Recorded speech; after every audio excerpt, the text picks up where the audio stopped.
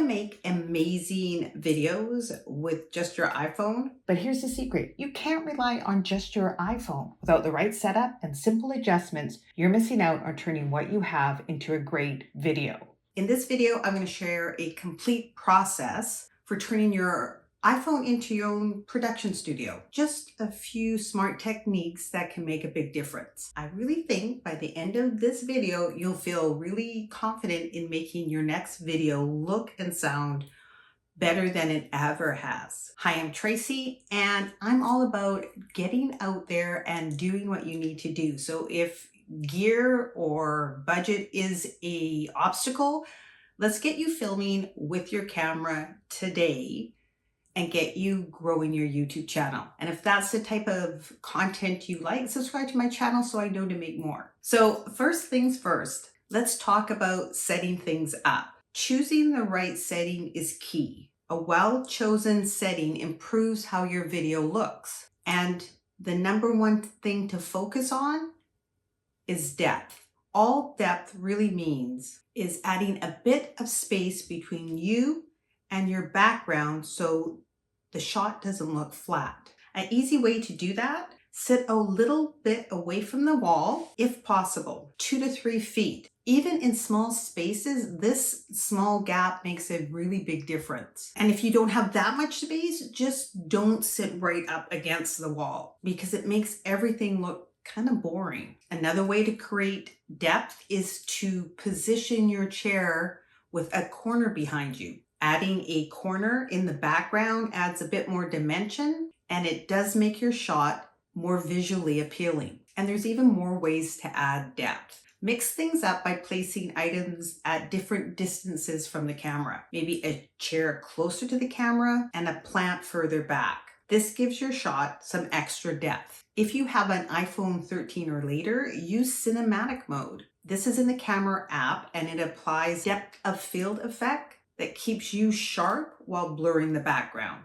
Even those small adjustments, creating a gap, adding layers, or using cinematic mode can dramatically improve how your video looks. And while we're setting things up, we want to make sure our background works for us. We want anything behind us to naturally balance the frame. Balanced scenes help the viewer focus on you rather than being distracted by other things. And here's some just simple things you can do. You can use symmetry. Try placing similar objects on both sides of the frame. It could be matching shelves, some plants. This again creates this visual harmony and keeps the focus on you. You can play with colors. You can add a little color. Again, the plant, a pillow, a piece of artwork. You want to keep it subtle, and you want it to work with your colors or your branding. And then you can also position things off center. So I wouldn't put something directly behind me. I'd put it a little bit to the left or one side, maybe a framed photo or a lamp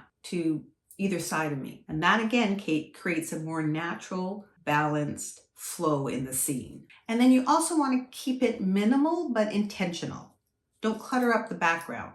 A simple bookshelf with, a couple of items placed just perfectly. Another easy win is practical lighting. You can put small ambient lighting behind you. Do note that make sure it's not causing or creating these weird shadows, but you don't really have to overthink it. Just use what you have. And then once your scene is set up, the next step is cleanup. Declutter the whole place. Like, you don't want obstacles, wires, weird things in your frame. All of that distracts your audience from focusing on you. And come on, a clean space does make a good first impression. Even if your background has some interesting elements, too much clutter will pull the attention away from you. So just move everything out of the frame. I don't care how much crap you have over here, as long as it's not in the frame and anyone can see it. Let's talk a little bit more about framing your shot. One of the easiest ways to do that is to use the rule of thirds. And that's where you just divide your camera into a grid of three lines across and 3 columns, 3 rows, 3 columns, kind of like tic-tac-toe. And you want your eyes to just kind of sit horizontally on that top line. Again, this makes everything look balanced. And there is a setting on your iPhone if you want that grid to appear. Go to Settings, Camera, scroll down to Grid, and make sure it's toggled on. And then we also want to fill the frame just right. You don't want to stand too far back, and we also don't want to be too close. We want that sweet spot where we take up most of the frame, but we're not cutting parts of our head off or something like that. And why does this matter? Because proper framing makes it easier for your audience to connect with you. If you're pulled back, if I'm pulled back too far, you might feel I'm disconnected. I'm kind of distracted and not really interested in what I'm talking about. And if I'm too close, I'm kind of up in your face. I'm in your personal space. So find the sweet spot, that comfortable spot where you are and your audience. I might be too far back. I know this is where I like to sit. Another thing to always look about when you're framing your shot, is there any weirdness behind me? Is there a plant sticking out of my head? Check to see if things look out of place when you're in front of them. Those small details, again, can be very distracting. And the last thing I want to talk about when you're framing your shot is keeping your lines straight. Look at your background. Do you have a window there? Do you have a door frame? Do you have a picture hanging up? If anything looks crooked, adjust your camera so that your horizontal and vertical lines are straight. If you miss it, you can fix this in editing, but let's try to get it right while we're filming.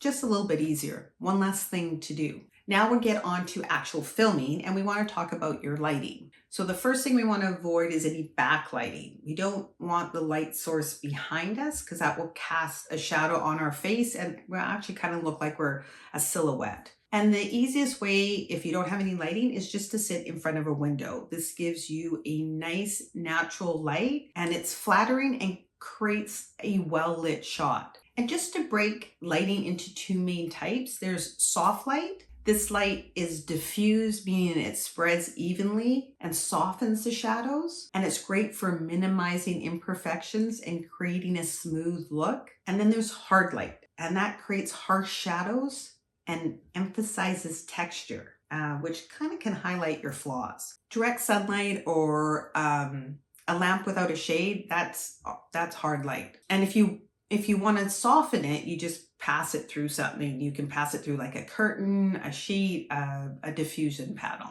Now, because I work with what I actually have on hand, I am doing a big no-no, and I'm using a ring light. And it's harsh lighting with no depth. I definitely should be using a different light and a softbox or something like that, but I'm not allowing not having the right lights to stop me from filming. And I hope you do the same. But if you do have lights, position them to the side and a little above for that cinematic look. You know, it's kind of bright on one side and a little bit of shadow on the other. Again, it gives your video depth and dimension. Now, I haven't invested in lights, but because the ring light was my daughter's, but I do invest in audio. And this is the only thing I would suggest you purchase when you start out, but you don't have to. And the reason I say that is because bad video can be forgiven, but bad audio, a lot of people will just click away if they can't hear you properly. The built-in mic on the iPhone works okay if you're close up to it, but it does pick up background noises if you're a little farther away.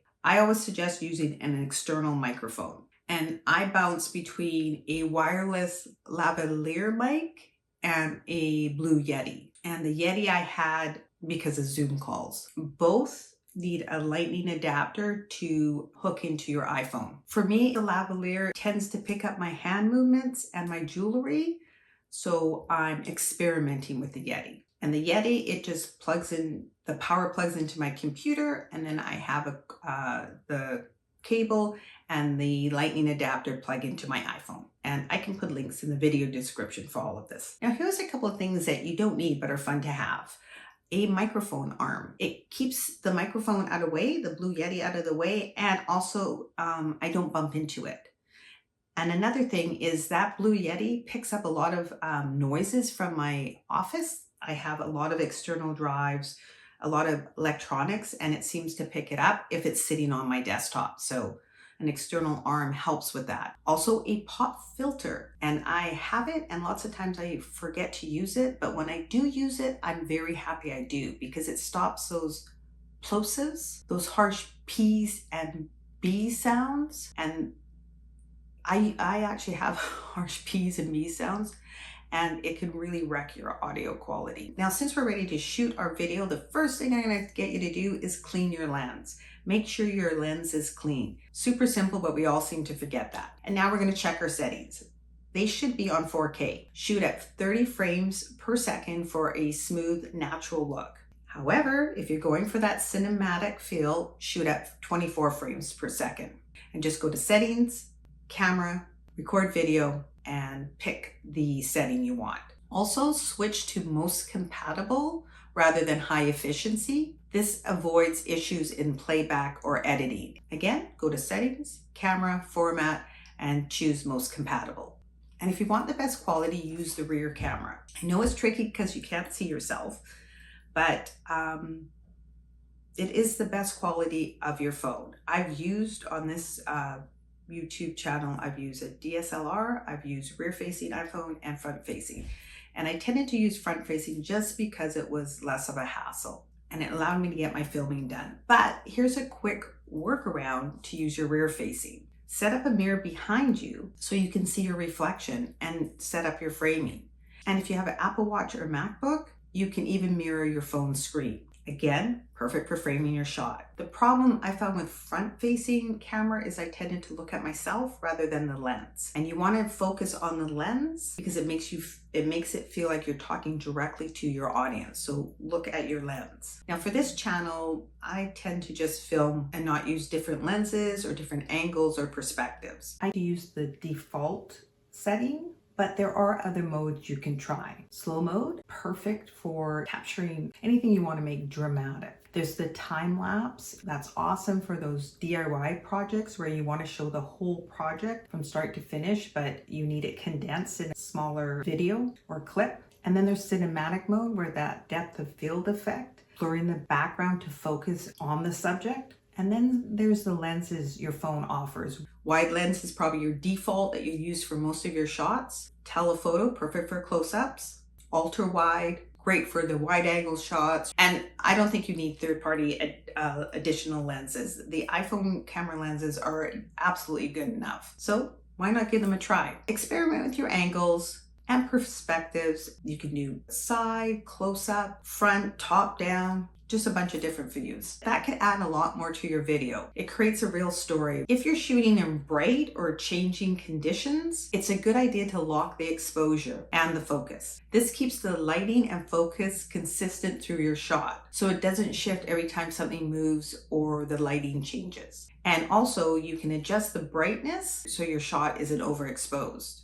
And how you lock your exposure on your phone: open the camera app, frame the shot, tap and hold the subject, like your face or an object. Hold it until AE/AF lock appears on the screen. Swipe up or down to adjust the brightness if needed. Click again to remove the lock. Now, moving on to stabilization. Stabilization is one of the easiest ways to improve your video quality. A shaky video can be distracting, so you can use a tripod or a gimbal to correct that. You don't need anything fancy. A basic tripod works fine, and you probably may have one laying around your house. But remember, even if you don't have any of that, you can use what you have. You have a coffee cup, lean your phone up against that. You have a stack of books, lean your phone up against that.